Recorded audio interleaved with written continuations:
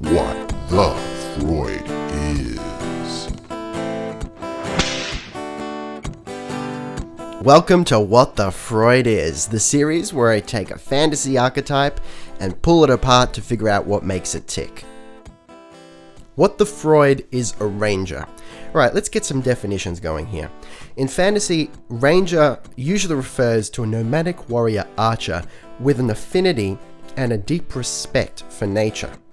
They've often got some minor healing skills, usually centered around like herb lore or whatever you want to call it.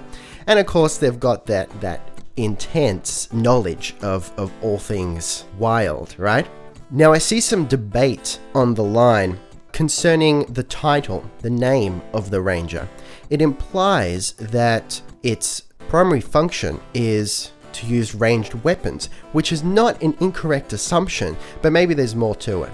So while we do see most rangers being portrayed using bows and the like, what if ranger actually refers to perhaps the range in which they operate?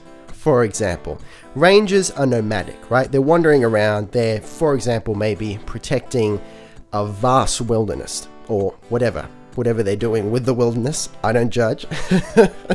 But they cover a lot of ground. So maybe that's what ranger actually refers to.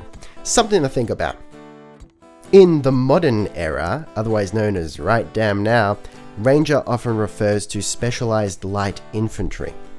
A well-known example of this is the 75th Ranger Regiment in the United States. Now we get to the fun stuff. How does it operate? The one thing that seems to unite all rangers, as they're currently portrayed, is that they use bows. Of course, this links in with the debate that I mentioned earlier, but we'll get to that in a second. Rangers are sometimes portrayed keeping loyal animal companions. This is shown in Guild Wars 1 and 2, Dragon Age Origins, World of Warcraft, just to name a few games. They're also portrayed having minor stealth abilities, but nothing to the extent that a rogue or assassin would. Rangers are also seen using traps in combat. So like, snares, and if we go into the video game world, fire traps and poison traps, any kind of trap really. Lay that shit down on the ground and it's going to cause some trouble. Now, all this talk would really just be blowing smoke out of my Mount Doom if we didn't have a look at some classic rangers. You can't go past Aragorn from The Lord of the Rings. He is arguably the father of the ranger class. Aside from the fact that he carries the ranger title, he has that affinity for nature. He lives a nomadic lifestyle, or rather did so before he became the king. He has the skill to heal and is an insane tracker. Ironically though, Aragorn seems to favor his sword over his bow in combat, if we take the movies into account. However, in the books, I don't believe he has ever mentioned using a bow at all. Despite the fact that he has the ranger title, and he seems to fit in with the ranger class or archetype in every other way, he doesn't use a bow. Which of course links in with that debate as to whether rangers need to use a ranged weapon, and whether or not that ranged weapon defines them as a class. Another good example, also from The Lord of the Rings, is the Rangers of Ithilien. Now, they do use bows as their primary weapon. They're mentioned building traps to snare their enemies before striking, and they use ambush tactics and camouflage, which is that minor stealth that we talked about.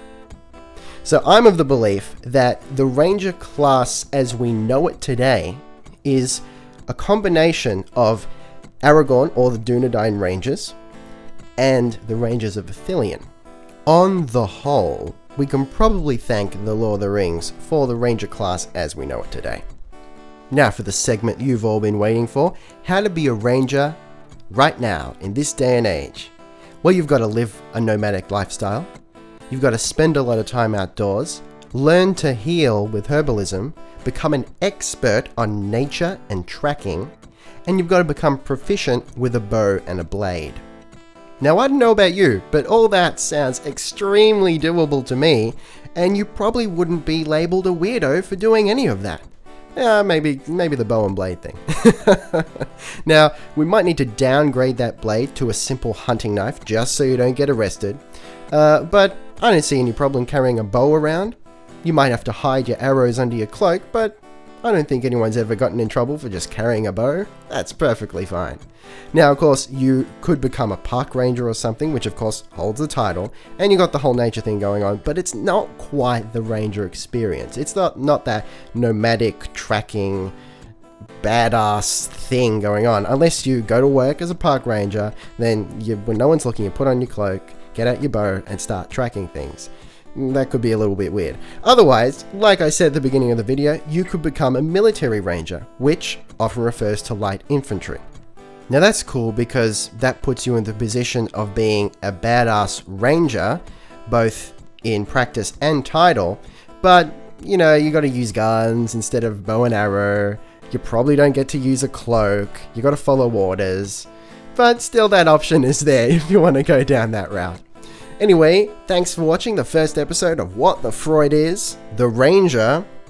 I hope to see you next time when we deconstruct another classic RPG class. Peace out, roleplay fans.